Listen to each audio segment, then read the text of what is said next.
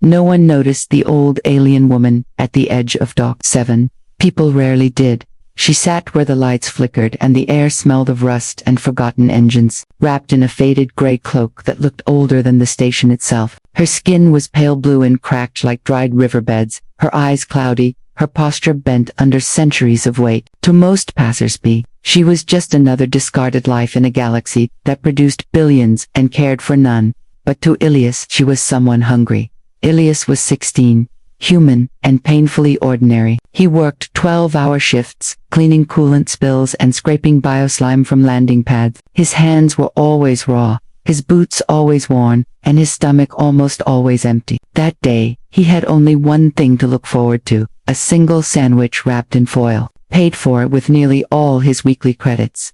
He sat down on a crate, unwrapped the sandwich slowly, savoring the smell before the first bite. Protein loaf, synthetic greens, cheap sauce. Still, it was food, real food. That's when he noticed her watching, not staring, not begging, just looking. Her gaze lingered on the sandwich with quiet, aching patience, like someone who had learned long ago that hope was dangerous. Elias hesitated. He had learned, like everyone else on the station, not to get involved, not with drift, not with aliens, not with anyone who might pull you down with them. Hunger made people cruel, survival made them selfish. He took a bite anyway, then he sighed, tore the sandwich cleanly in half, and stood up. "Hey," he said softly, stepping toward her. "You want some?" The old alien woman blinked, as if she hadn't heard him correctly. Her lips trembled, slowly, cautiously. She nodded. He placed the half sandwich into her trembling hands. She didn't eat right away. Instead, she pressed it to her chest and closed her eyes. Tears rolled down her cracked, blue skin. Elias felt something twist painfully inside his chest. "I'm sorry," he said quickly, embarrassed. I didn't mean to." "You have given," she whispered, her voice thin and ancient. "When you have almost nothing." She finally ate, each bite careful, reverent. When she finished, she looked at him with a depth in her eyes that made him uncomfortable, like she was seeing more than just a tired human boy. "What's your name?" she asked. "Elias." She nodded slowly. Names matter. They sat in silence for a while. Ships came and went. No one spared them a glance. Then station security appeared. "Move along." Scavenger one guard barked, shoving the old woman with his boot. "This isn't a charity zone." Elias reacted before thinking, "Hey." She didn't do anything. The guard turned, surprised. "You talking back, kid?" Elias swallowed. His heart pounded. "She's just eating." The guard sneered. "You like her so much. Take her off station. Otherwise." The old woman gently touched Elias's arm. "It is time," she said calmly. She stood, straighter now than before, stronger. The air around them seemed to hum. The guards froze. Lights across Dock 7 flickered, then dimmed. Every ship engine powered down at once. A deep vibration rolled through the station, like the galaxy itself holding its breath. "What did you do?" Elias whispered. The old alien woman smiled, and suddenly she didn't look old at all. Her cloak dissolved into light, her cracked skin smoothed, her eyes burned gold, vast and endless. Symbols older than stars shimmered in the air behind her, forming a massive holographic sigil that made every being on the dock drop to their knees. "I remembered who I am," she said gently. Above the station, space bent. A fleet appeared, not arriving, but revealing itself. Millions of ships, silent, endless, terrifying. A voice echoed through every communicator, every mind. "The matriarch has been found." The guards collapsed, shaking. Elias couldn't move, couldn't breathe. The woman turned to him, her expression soft, almost sad. "I own the galaxy," she said simply, "and you fed me when it had forgotten me." Tears filled Elias's eyes. I just shared my lunch." She knelt so they were eye to eye. "No," she said, "you chose kindness when the universe taught you cruelty." She reached out and touched his forehead. Warmth flooded him, memories not his own.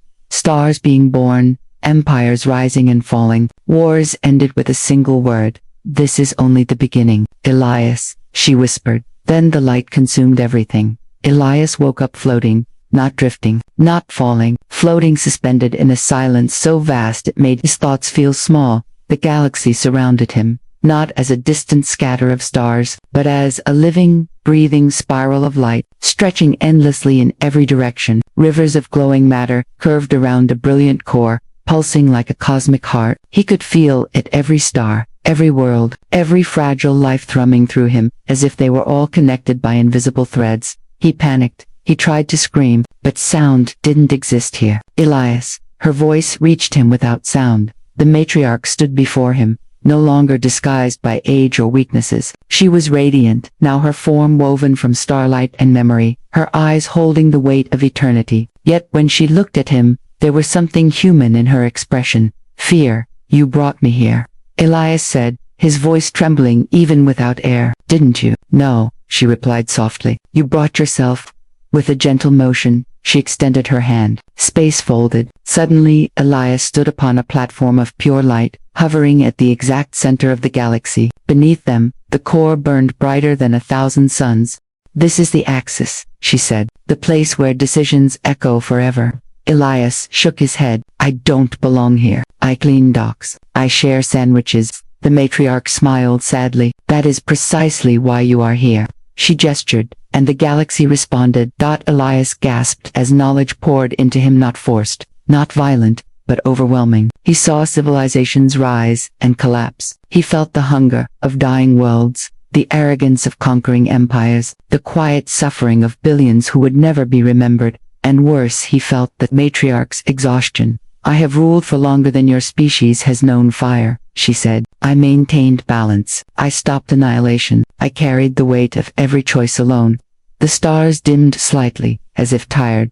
But something is breaking, she continued. The core is destabilizing. The galaxy is tearing itself apart. Elias clutched his chest. Then fix it. I cannot, she whispered. The words felt heavier than any explosion.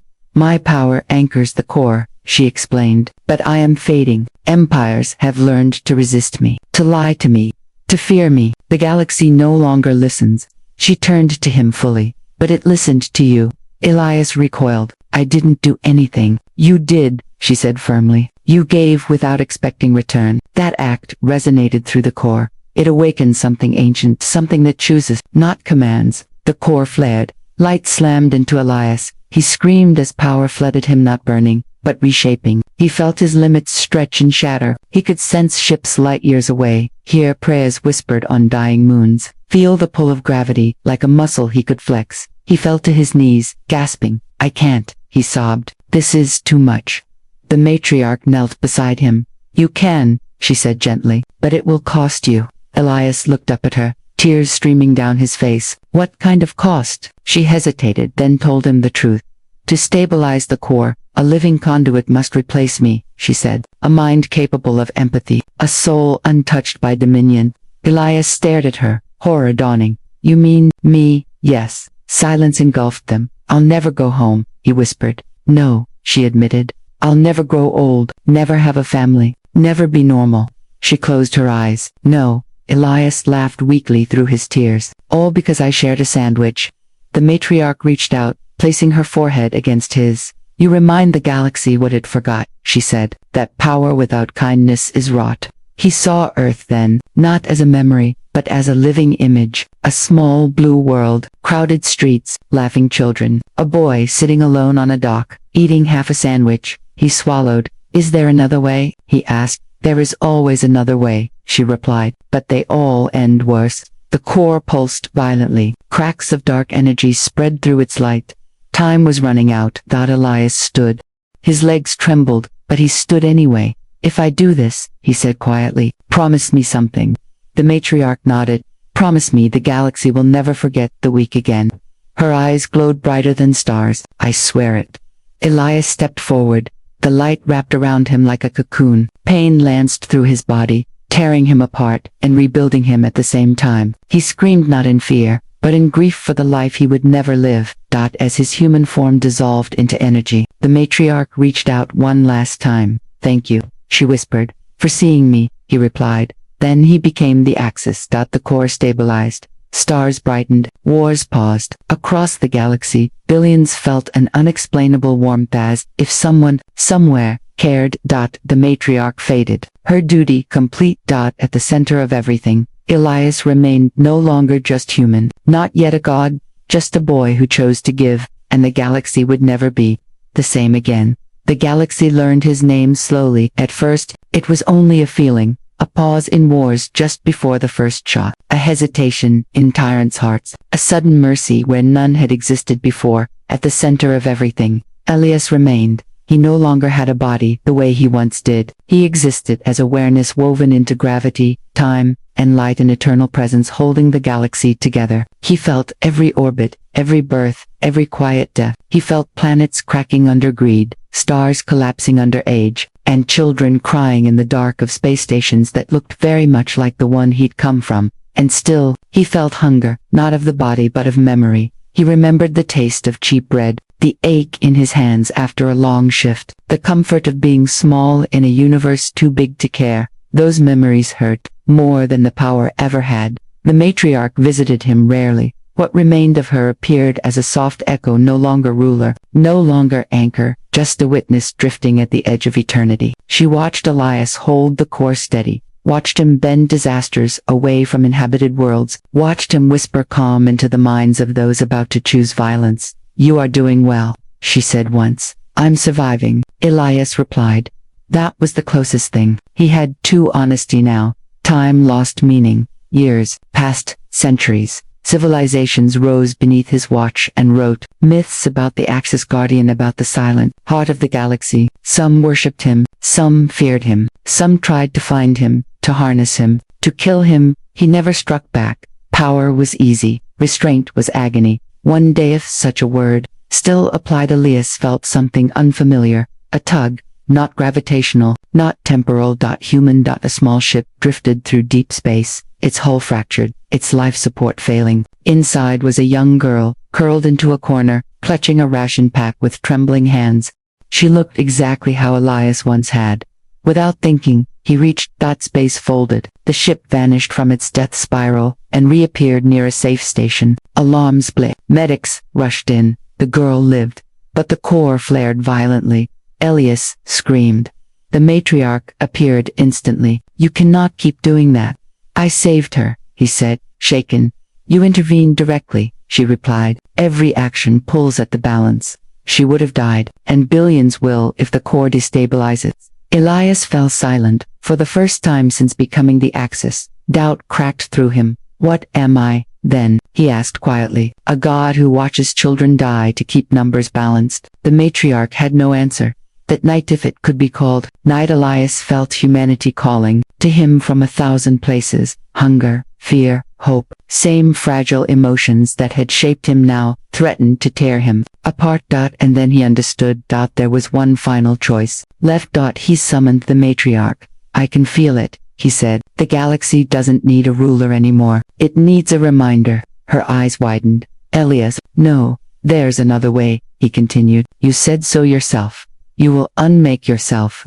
He nodded. "I know." The core pulsed erratically as he began redirecting his power, not outward, but inward. He wove it into the fabric of reality, embedding fragments of himself into every star system, every sentient mind. "What will happen to you?" she whispered. Elias smiled, the first real smile in centuries. "I'll become small again." The matriarch reached for him. "You will die." "No," he said gently. "I'll live, everywhere." With a final surge, Elias released the core. It stabilized on its own. The galaxy gasped. The Axis vanished. Across the stars, something changed. Empires found their weapons failing at crucial moments. Generals hesitated before ordering massacres. Strangers shared food. Enemies chose mercy, not because a god forced them, but because kindness suddenly felt familiar. On a forgotten station near the edge of civilized space, a human boy sat alone, holding half a sandwich, that an old alien woman approached. Tired and trembling, the boy looked up, hesitated, then smiled. "Hey," he said, "you want some?" The galaxy held. And then, quietly, it healed.